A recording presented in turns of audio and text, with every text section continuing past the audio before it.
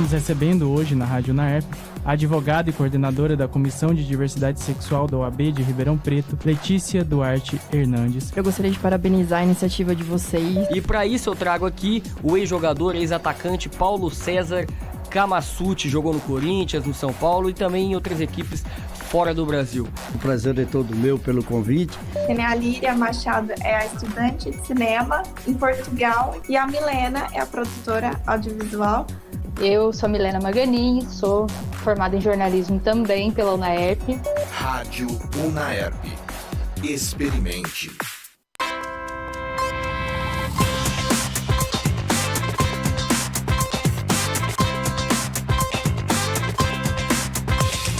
Rádio UNAERP. A Voz da Cidade. Entrevista, informação, saúde, educação e cultura. Produzido e apresentado por Agenor Filho, aluno da 8ª etapa do curso de jornalismo. Rádio UNAERP de Ribeirão Preto. Olá, boa noite. Está começando o programa A Voz da Cidade aqui na Rádio UNAERP de Ribeirão Preto. Eu sou o Agenor Filho, aluno da 8ª etapa do curso de jornalismo. E hoje nós vamos falar sobre o cuidador. Quem cuida do cuidador? E ninguém melhor para falar sobre esse assunto do que pessoas que estão relacionadas com o tema. Então eu tenho aqui a presença da Tônia Coelho, ela que é uma parceira do programa. A Tônia é conselheira municipal da pessoa com deficiência, é mãe também de autista. Ao lado tem a Lena Pimenta, né? Lena Pimenta, ela que é advogada, é também empresária, né? No terceiro setor. E tem a Ednete Nobre, que é mãe de autista e estudante também de pedagogia. Sejam bem-vindas e muito obrigado por aceitar esse bate-papo.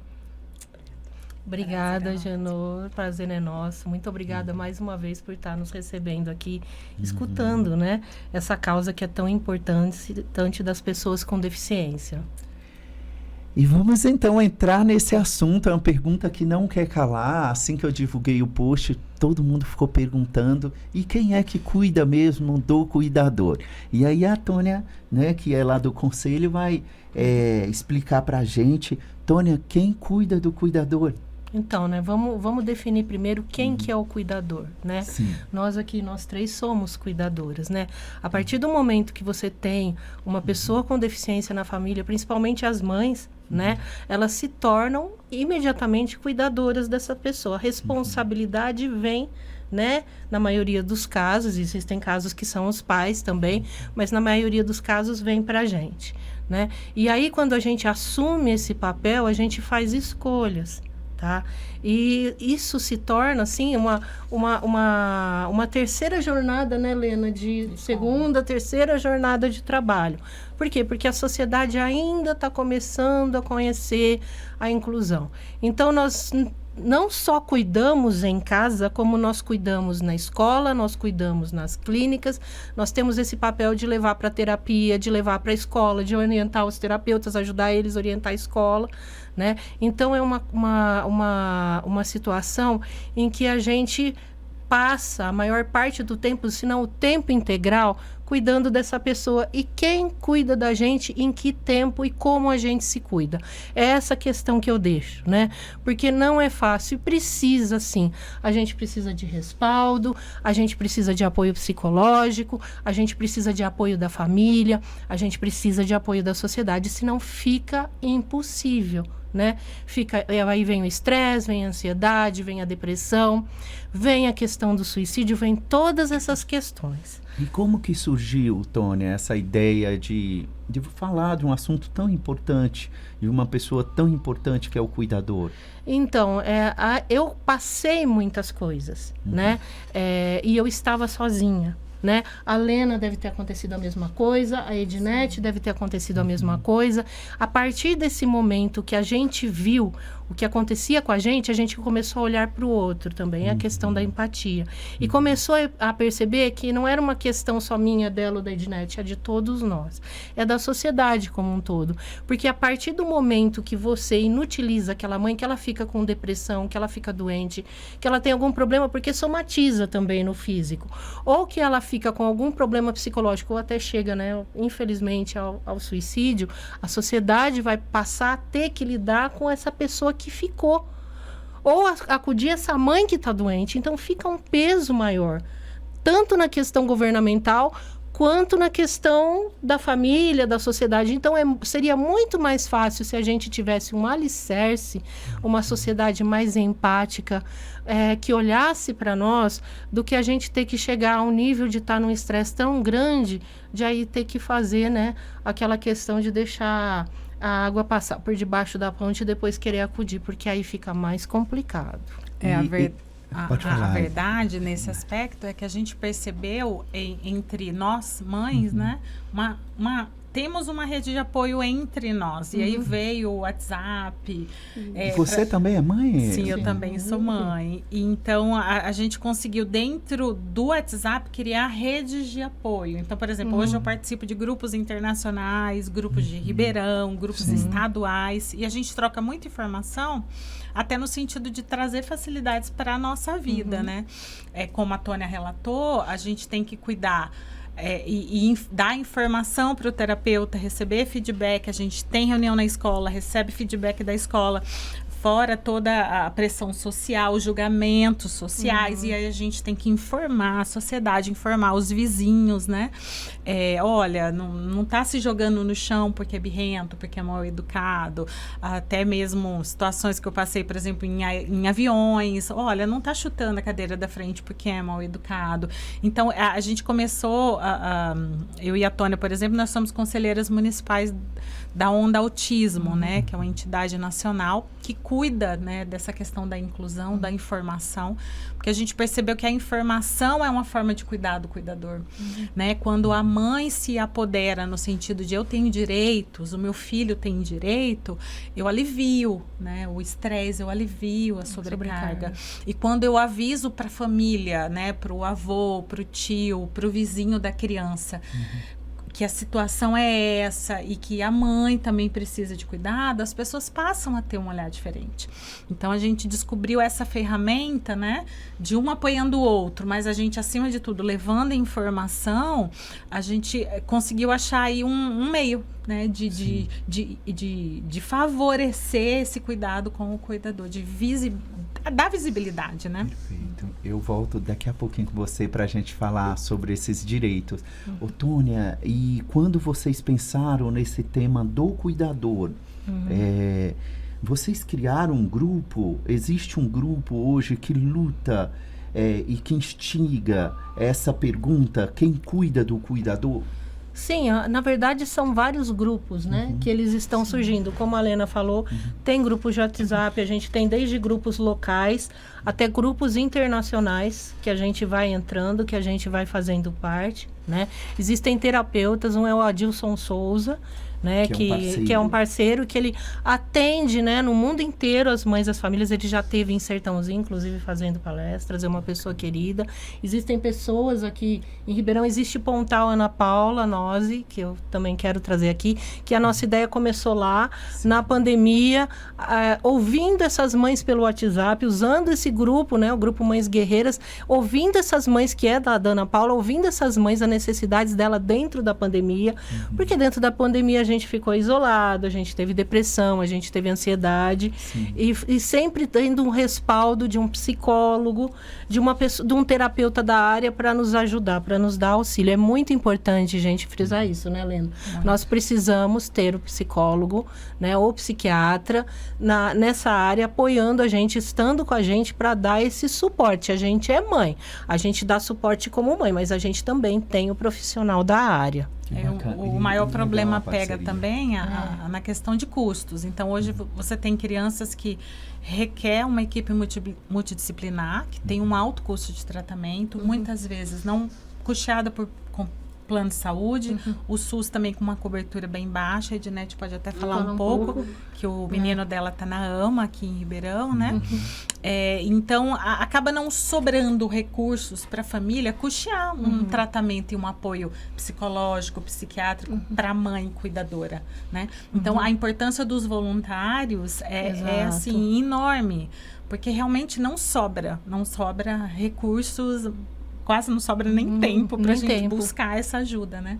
Então vamos falar com a mãe, entrar na mãe, depois voltamos com a parte de direito. E falo com você, Helena, tudo bem? Tá bom. Nós estamos falando de quem cuida do cuidador. E recebemos aqui a Tônia Coelho, que é do Conselho Municipal da Pessoa com Deficiência, a Lena Pimenta, que é advogada, mãe também de autista e que luta pelo terceiro setor. E agora eu falo com a mãe de autista, que é a Ednete Nobre, que também é estudante de pedagogia.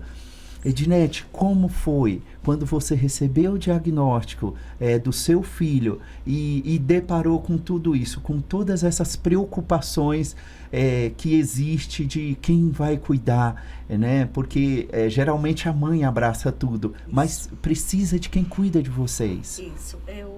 Primeiramente, né, eu agradeço a oportunidade por estar aqui. E espero, assim, espero que chegue as informações, né, a muitas mães que estão necessitando, né. E o diagnóstico do meu filho veio tarde, né. Eu tive que abrir mão de um emprego para poder correr atrás do diagnóstico. Quando eu trabalhava, eu tinha um plano de saúde. E a partir do momento que eu saí do emprego, passei a não ter mais. Eu fui para a rede pública, para o SUS. Né? Foi aí que começou a minha caminhada dolorosa. Né? Porque meu filho encaminharam ele para o neurologista. E demora quase 2 anos na fila de espera. Agora imagina, 2 anos na fila de espera para poder meu filho passar pelo neurologista. Né? E meu filho foi encaminhado para o PAN. Nós ficamos 2 anos no PAN. O PAN é o quê? É um tratamento psiquiatria infantil, tá? Dentro do SUS. Sim. Tá? E nós ficamos 2 anos no PAN. E no PAN, a médica não dava diagnóstico. E só, assim, passava a medicação para o meu filho. E cada vez ele estava piorando mais o quadro dele, né? E a gente, assim, sendo muito julgado... Isso ele já tinha quantos anos? 7. 7 anos. Já estava na escola? Estava na escola. Ele ficou 2 anos isolado da escola. Eu tive que tirar 2 anos, porque nós sofremos muito, eu sofri muito julgamento. Era o que nós estávamos falando nos bastidores, né? Sim. Quando a mãe não tem o diagnóstico e que a criança sofre dentro da escola. A família inteira sofre. A mãe sofre porque você é julgado, que você não dá limite para aquela criança. Que você não dá educação, né? Então é uma coisa terrível, é uma situação muito difícil, porque você não sabe o que você faz, você se sente impotente. Essa é a palavra correta, um sentimento de impotência, né? Aí porque não pode fazer nada sem diagnóstico, né? Você não faz nada. Então nós ficamos 2 anos isolados em casa, né? Sem ele poder ir para a escola, porque eu tive que afastar ele da escola. Que tinha uma crise atrás da outra, mesmo tomando medicação, sem diagnóstico. Ele teve o diagnóstico errado, chegou a ter.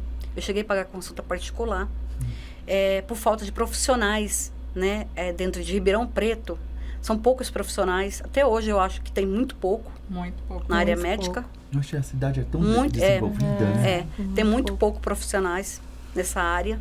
E eu me senti muito perdida. Eu fiquei perdida, eu ficava assim, eu colocava meu filho dentro do carro, ele quebrando quase o carro todo. Não sabia se eu ia chegar em casa viva. Né?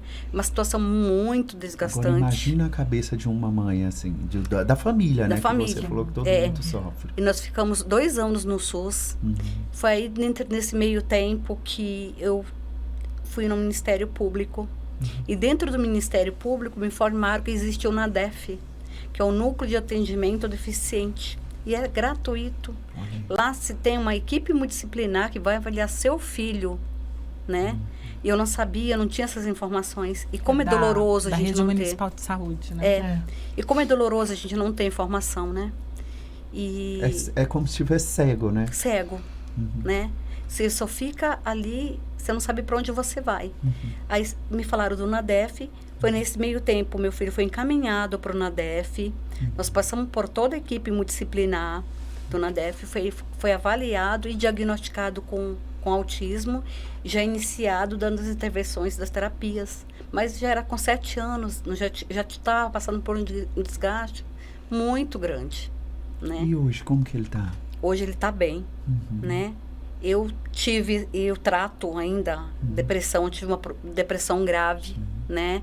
Por conta de tudo isso, né? Dessa angústia, desse sofrimento, dessa incapacidade, de eu me sentir incapaz, de eu não ver ajuda, a sociedade não me ajudar, ninguém poder me ajudar. Que é onde entra a pergunta, quem cuida, né? Quem cuida? Quem cuida Aí da eu fiquei gente? doente, né?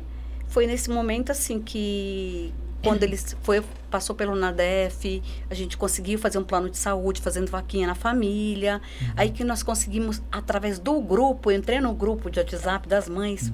Foi uma mãe que me segurou pela mão, que tem um autista severo, de Sertãozinho. Foi ela que me acolheu.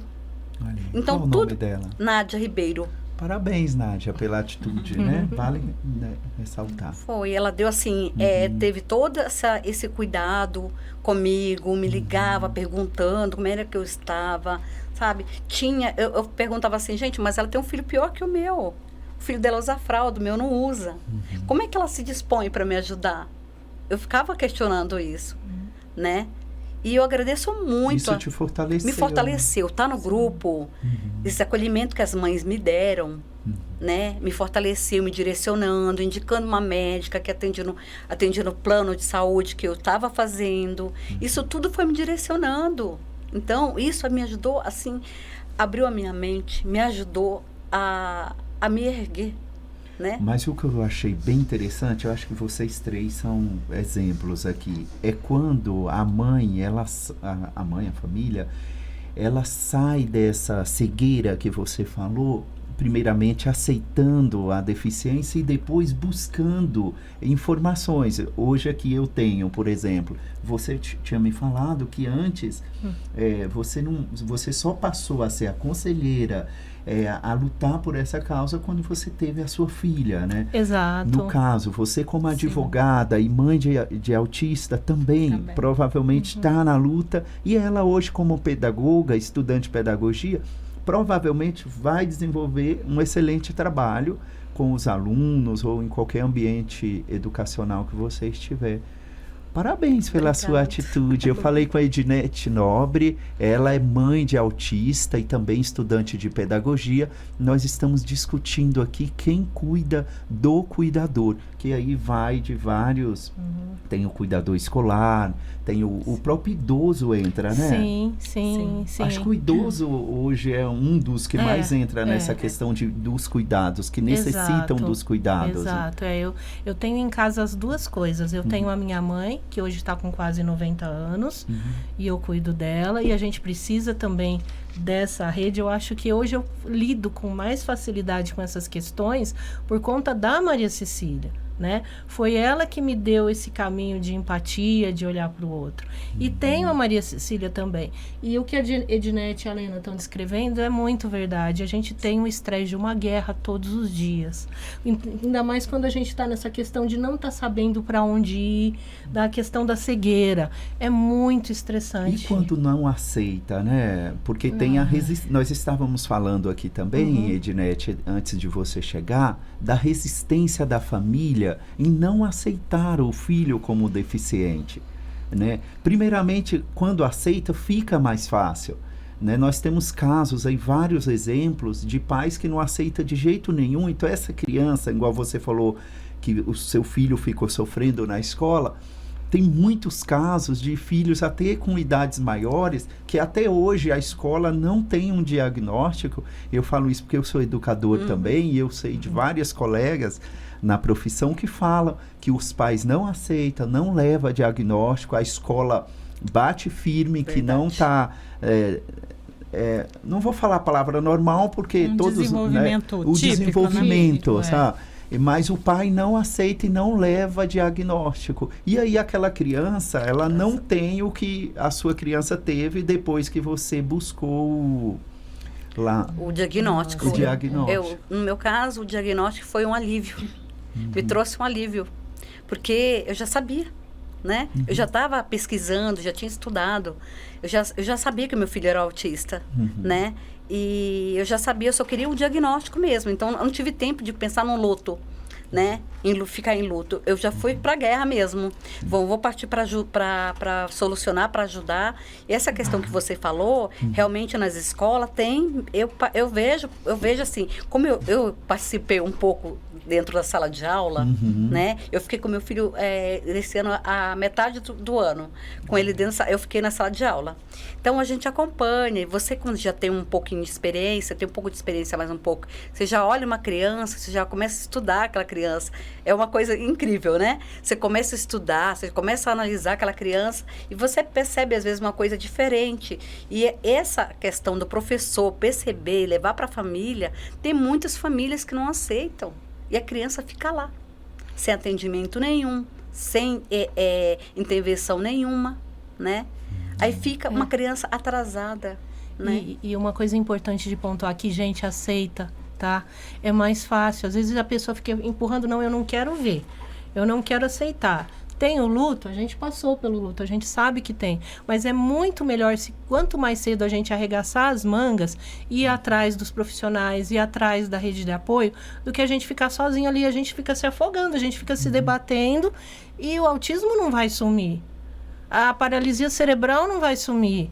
A deficiência intelectual não vai sumir. Ela continua ali e até se agrava, é um sofrimento para aquela pessoa. E se torna um sofrimento para a família. Então, aceita, gente, né? Eu acho que é uma coisa... Na verdade, eu conheço casos de crianças que a cada ano muda de escola.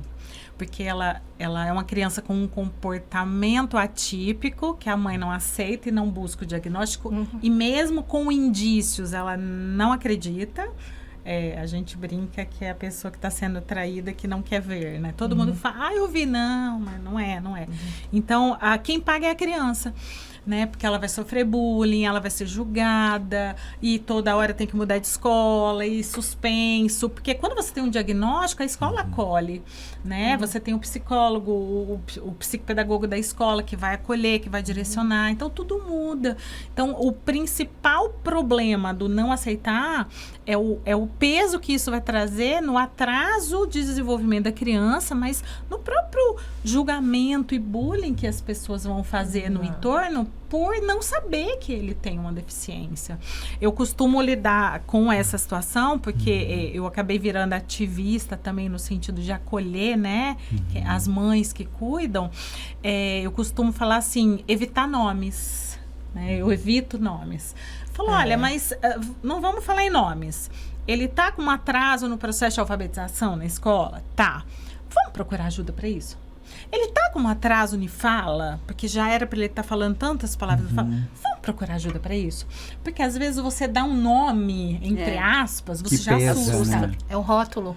Né? E outra, a gente vê tantas crianças com um diagnóstico numa fase, aí vem intervenção adequada, família informada, buscando ali ajuda, expondo aquela criança a uma boa terapia e de repente o diagnóstico muda, ameniza, né? Então, assim, nada é para sempre. Que foi o seu caso. Nada é para sempre, né? Então, vocês tá ouvindo a Lena Pimenta, ela chama Jacilene Ribeiro Oliveira Pimenta, ela é advogada, empresária e ativista do terceiro setor, graduada em Direito aqui pela Universidade, pela UNAERP, e também é pós-graduada em Direito Notarial. Notarial e registral. O que é notarial, registral? Vincula a parte que a gente chama de direito imobiliário. Notário é dos cartórios, né? Registral também tem a ver com... Porque como eu atuo nessa área de imóveis, então eu busquei uma especialização nessa parte dessa legislação específica de cartórios, na legalização de imóveis, né? Mas o mais legal das experiências da Lena a gente tá chamando de Lena porque ela é conhecida mesmo como Lena Sim. Pimenta. É que ela, gente, é fundadora do projeto social Amor Especial, que oferece auxílio e suporte à família que tem pessoa com deficiência. É por isso que ela tá aqui hoje. E como advogada, Lena, eu queria que você falasse para a gente dos direitos, tanto da pessoa com deficiência como desse cuidador. Já existe estabelecido direitos por lei desse cuidador? Porque da pessoa com deficiência a gente sabe que existe, né? E do cuidador? Na verdade, o cuidador não tem uma legislação específica, né? Mas como a gente estava conversando e estamos falando sobre isso, a partir do momento que a gente consegue acolher o deficiente da família, automaticamente nós estamos ajudando o cuidador, né? Então, por exemplo, no meu caso, né? Acho que pode ter sido até o caso da Tônia. Então, hoje nós temos um direito que, por exemplo, no nosso caso, nossos filhos são menores de idade. Então, temos direito a adquirir veículos com um desconto do imposto federal e estadual. O que, assim, torna aí o veículo 25% mais barato. Então, é um valor significativo. Com isenção, inclusive, de PVA até um determinado valor, né? De aquisição do veículo. Então, eu que tenho um custo, né, de terapia, esse custo que acaba compelindo toda a família e comprometendo o orçamento familiar. Então, no momento que eu, cuidador, né, acesso esse direito, me possibilita, de repente, a troca de um veículo que não seria viável sem esse desconto, né? Então, eu acabo assim, vamos considerar que, por exemplo, o veículo, no caso, fica no nome do menor. No caso da minha filha, o veículo é dela. Mas beneficia o cuidador. Eu levo, transporto, levo em terapias, levo em escola, um veículo mais novo, né? Então, acaba ajudando o cuidador. No momento que eu consigo terapias através dos convênios, né? Facilita a vida do cuidador, né? A gente sabe que vai amenizando. Exatamente. Por exemplo, a Ednete, eu cometi uma gafe que eu falei ama, mas na verdade o menino dela está no Ansullivan, no Centro Ansullivan. Então, assim, é diferente. Aí você tem um convênio que agora ela está fazendo também.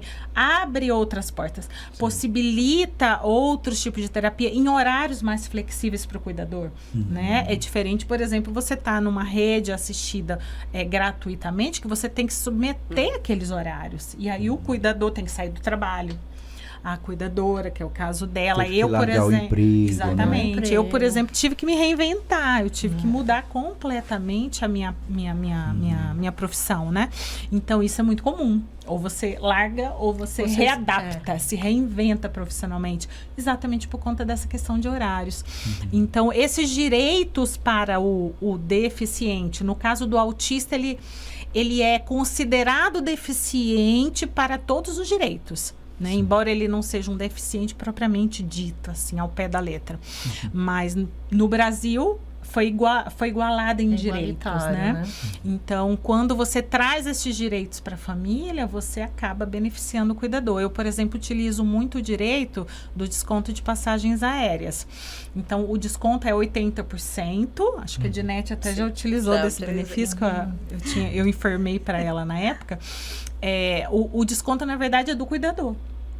É para o cuidador. O cuidador tem 80% de desconto. Para acompanhar o deficiente ou o autista num voo, né, dentro do Brasil e até internacional. Eu já usei, por exemplo, para voos internacionais. Então, o desconto é meu, da cuidadora. Então, enfim, eu poderia citar inúmeros, né, direitos, mas o fato é que, uma vez colocados em prática, facilita muito a nossa vida. E na educação, Lena? Na questão da educação, a gente tem uma lei federal que trata da questão do direito do autista, que é a Berenice Piana, mas temos leis também que tratam de outras deficiências, ou não deficiências, mas, por exemplo, se a gente falar do TDAH, né, que é o transtorno Me ajudem. Déficit de atenção e hiperatividade, isso mesmo, Isso. a sigla. Então, não é um deficiente, mas tem um transtorno que traz um atraso, que traz uma dificuldade de aprendizagem. Como poderíamos citar vários outros, né?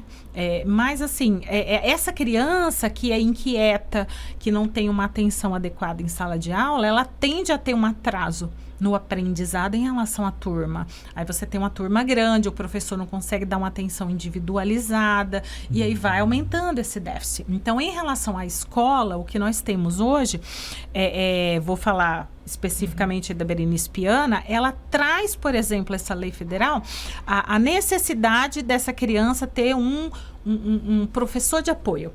Esse professor de apoio, na verdade, ele é o cuidador. É um braço direito do professor em sala de aula, para dar uma atenção, para conseguir sentar com uma criança que é agitada e tem baixa atenção, para desenvolver aquela atividade em sala de aula. E além do professor de apoio, a gente tem no meio de terapias, né? Já é um termo até conhecido, o assistente terapêutico, que a sigla é AT, né? A gente chama AT. O AT, ele já é assim, ele já tem um cunho de terapia mesmo. Como que eu vou fazer essa criança que está pequena, à medida que ela for crescendo, permanecer sentada em sala de aula, né? Porque imagina adolescente não parando, agitado, já é um problema, uma dificuldade um pouco maior, né? Então, o assistente terapêutico, ele tem essa visão de dar um padrão de aluno para essa criança com atrasos ou dificuldades de atenção ou hiperatividade. Torná-lo, vamos dizer assim, igual nos comportamentos, ensinar a esperar na fila da cantina, aguardar a sua vez, por exemplo, tem lá uma comemoração Dia das Crianças, tem que esperar na fila lá do brinquedo, né? Enfim, a professora mandou sentar, ter esse comportamento de aluno que a gente chama, né? Então, esse assistente terapêutico tem essa nós função. estávamos conversando da questão de ser muito pouco esse apoio, né, escolar. Às vezes é por escola, por sala, né? Você está falando, então acaba sobrecarregando esse apoio. Né? Na verdade, a gente tem realidades distintas. A gente tem a rede privada, por exemplo, eu posso falar, a Tônia experimentou bastante a rede privada, especificamente Ribeirão, porque nós três somos de Ribeirão, né? Então, a gente tem desde a dificuldade de efetuar a matrícula, graças a Deus isso tem mudado bastante, né? Em se trabalhando a inclusão na sociedade. Mas uma vez matriculado e o aluno com toda essa dificuldade, em regra, hoje em Ribeirão, a família tem que custear esse professor de apoio e esse assistente terapêutico. A verdade é essa. Hoje estamos lutando para conseguir que a lei seja com cumprida. Que isso mude. Né? Mas é complicado, porque é uma pressão, e é uma pressão de todos os lados. É mais um custo para a família ter que arcar. Além da pagar a escola, tem que pagar esse apoio. A outra realidade... E é aberto. Se a família quiser, ela pode levar esse apoio para dentro da escola? Tem escolas que aceitam e outras não. Depende. Depende da escola. Depende da escola. Ainda tem isso. Tem isso ainda. E a outra realidade é da rede pública, municipal. Que a gente tem a estadual e a municipal.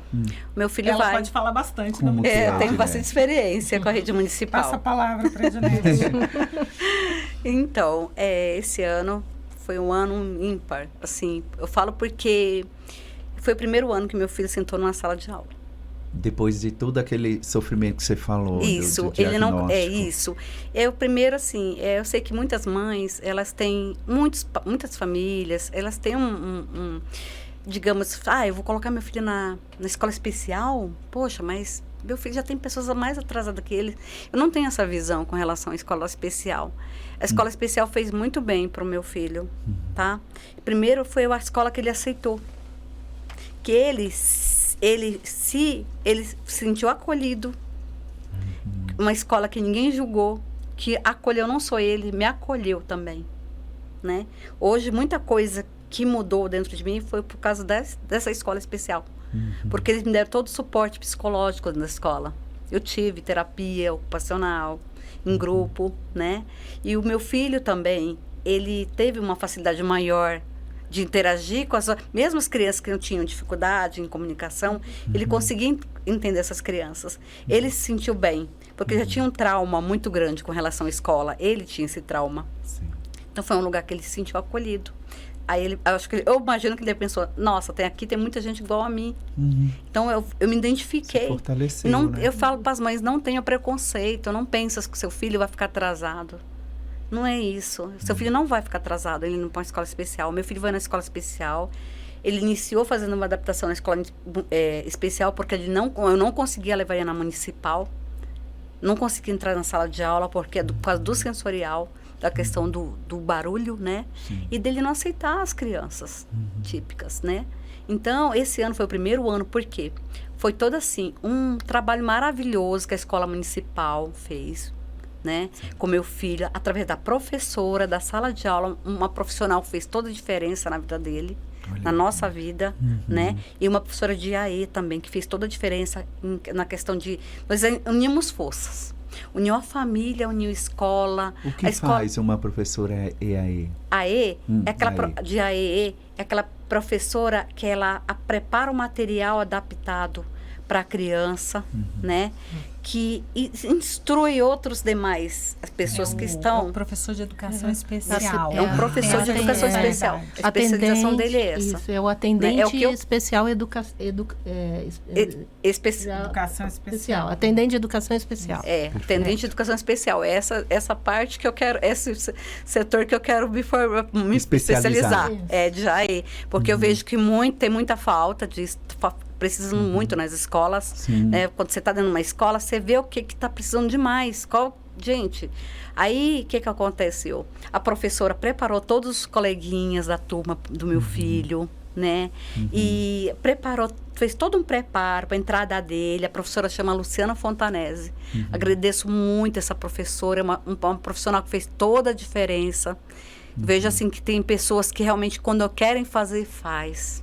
Né? Então ela fez muito, ela mudou assim nossa vida assim muito, teve muita diferença na nossa vida e trouxe o acolhimento pro Henrique. Ela falou assim para mim ela falou para mim, olha, Edinete, eu vou fazer o seu filho amar estar na escola. Olha que bacana.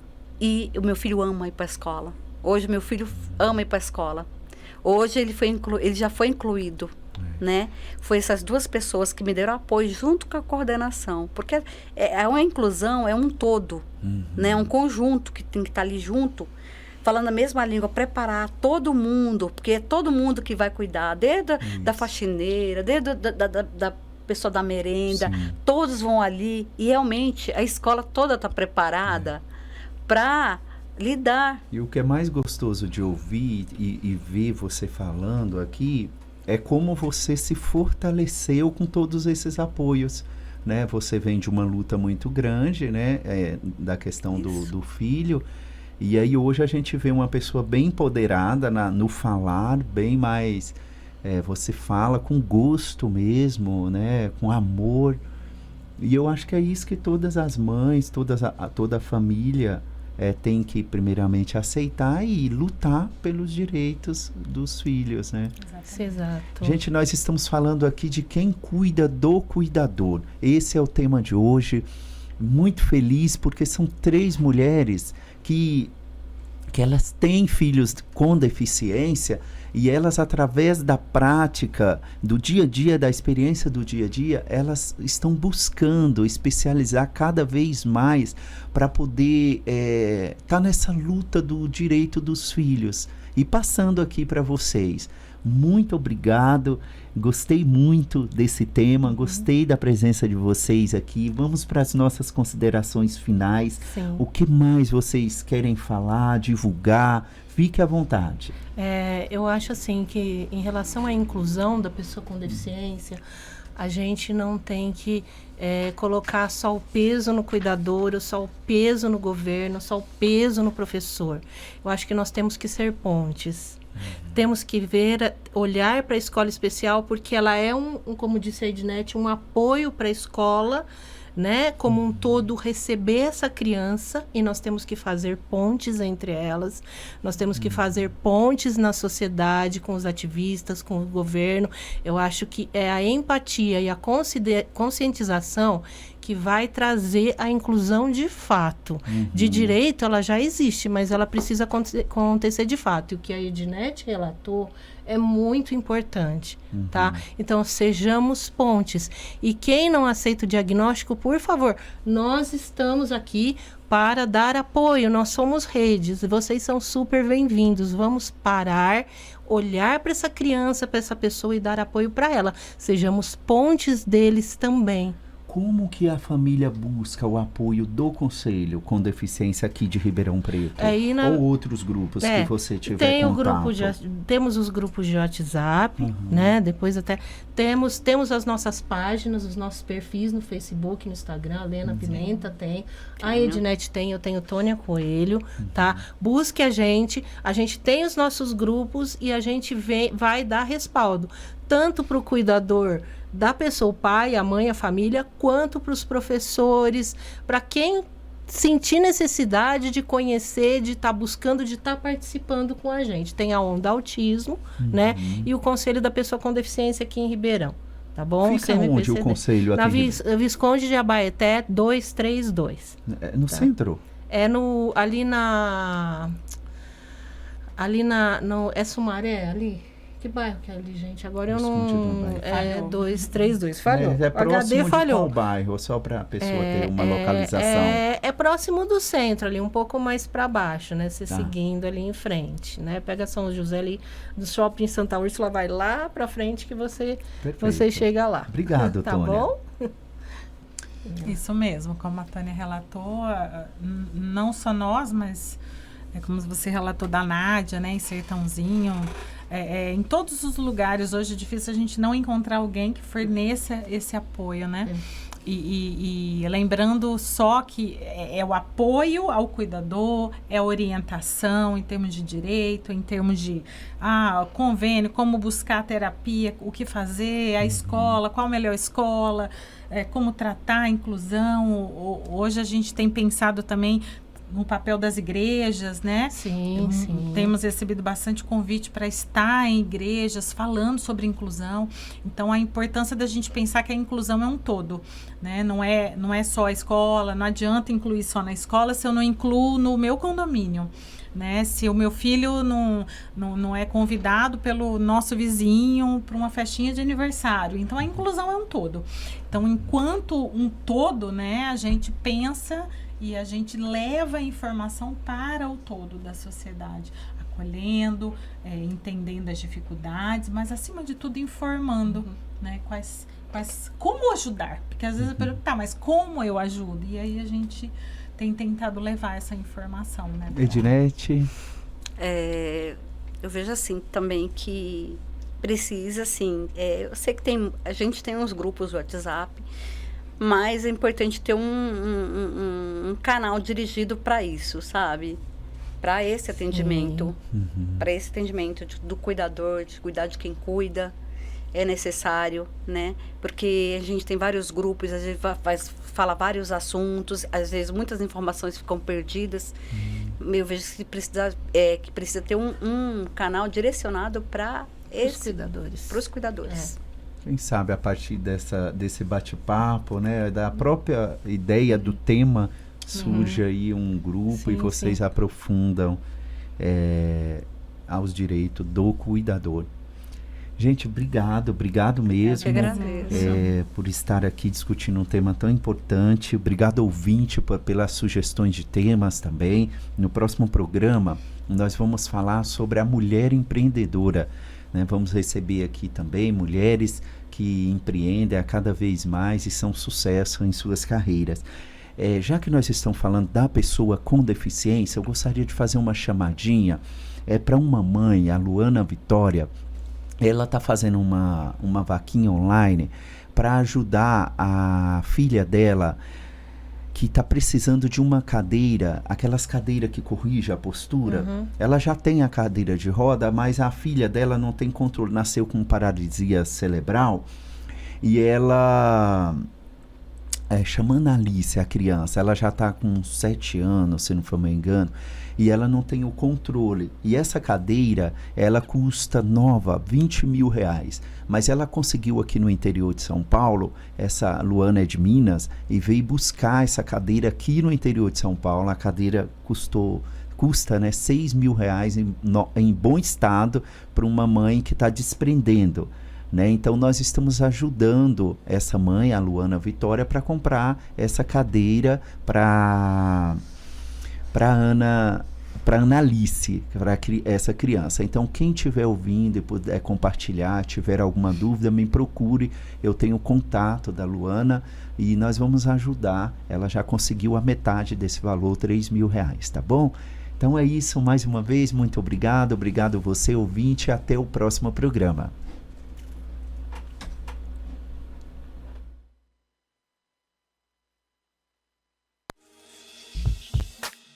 Você acompanhou mais uma transmissão da Rádio Unaerp.